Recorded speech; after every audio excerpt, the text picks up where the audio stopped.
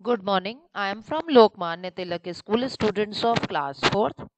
आज हम लोग हिंदी में पाठ 27 हिंदी भाषा में शुरू करेंगे, जिसका शीर्षक है पत्र लेखन। तो बच्चों, पत्र दो प्रकार के होते हैं। पत्र कितने प्रकार के होते हैं? दो प्रकार के। एक औपचारिक पत्र होता है, एक अनौपचारिक पत्र होता है। अब औपचारिक पत्र किसे कहते हैं? जो पत्र हम प्रधानाचार्य, कक्षाध्यक्ष, अध्यापिका या किसी सरकारी अधिकारी या किसी संस्था को लिखते हैं, फॉर्मल लेटर जिसे कहते हैं, तो उसे हम हिंदी में औपचारिक पत्र कहते हैं। ठीक है। अब अनौपचारिक पत्र किसे कहते हैं? वो पत्र हम वह जो पत्र हम अपने, या अपने लिख लीजिएगा, अपने सगे संबंधियों या मित्रों को लिखते हैं, अनौपचारिक पत्र कहते हैं। जैसे आप अपने किसी चाचा, मामा या मामा के बेटे को लिखते हैं, या अपने किसी दोस्त को लिखते हैं, तो वो सब अनौपचारिक पत्र होते हैं।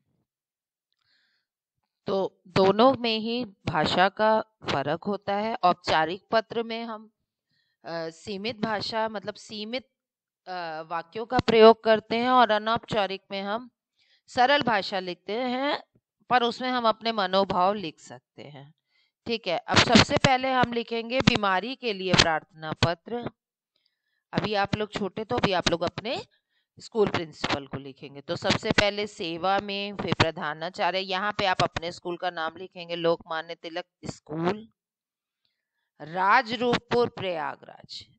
सेवा में के बाद कॉमा, प्रधानाचार्य के बाद कॉमा, लोकमान्य तिलक स्कूल के बाद कॉमा, राजरूपपुर के बाद कॉमा, फिर प्रयागराज। ये सब चीजें एक सीध में आपको लिखनी है। इसके लेटर का लिखने का तरीका हमेशा एक जैसा था। यहाँ महोदय लिखा है, आप महोदया कर दीजिएगा, फिर कॉमा। ये कॉमा का बहुत ध्यान दीजिएगा, ठीक है।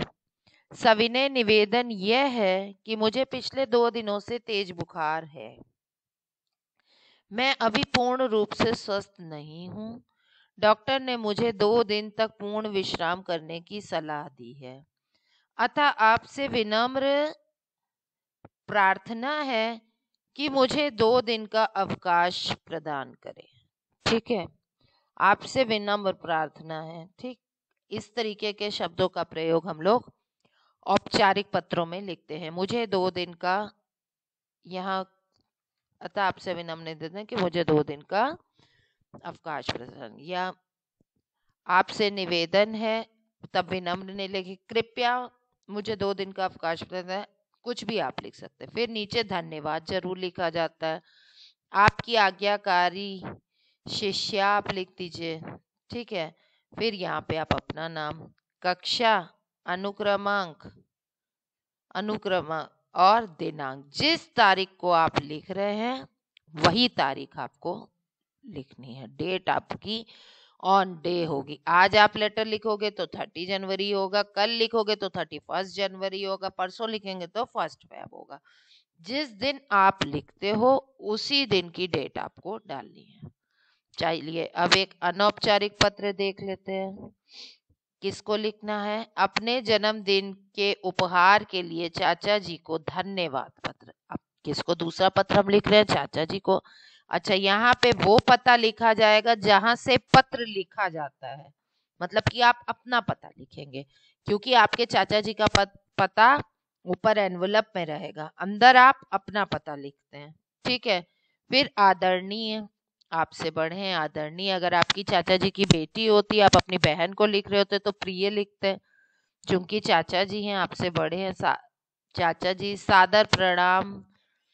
लड़के इसको चरण स्पर्श करता हूँ भी लिख सकते हैं।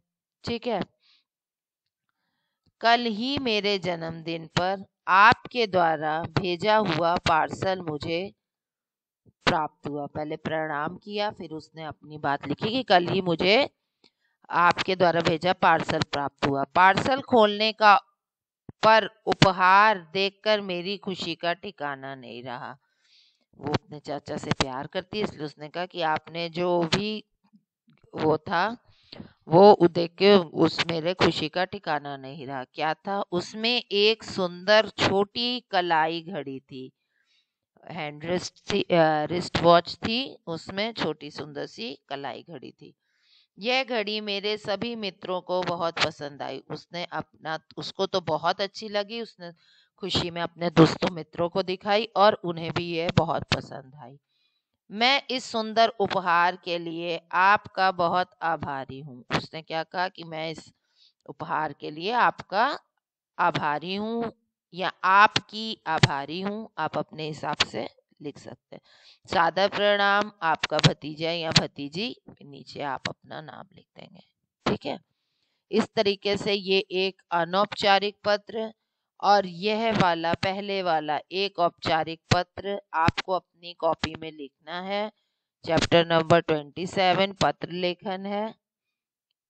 नंबर 1 वाला पत्र और नंबर 9 वाला पत्र, दोनों ही पत्र आप अपनी कॉपी में उतार लीजिए। Okay children, good day.